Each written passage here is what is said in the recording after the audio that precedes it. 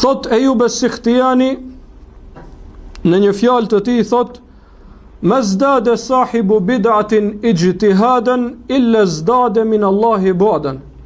Thot, sa herë që njeri në bidatin e tij mundohet më shumë, aq më shumë, thot, do të largohet prej Allahut subhanahu wa taala. Pra sa më shumë që njeriu në bidat mundohet, kjo aq më shumë e largon prej Allahut subhanahu wa taala, sepse me bidate nuk i afrohet njeriu Allahut subhanahu wa taala, dhe bidati nuk është ibadet që të afron tek Allahu subhanahu wa taala.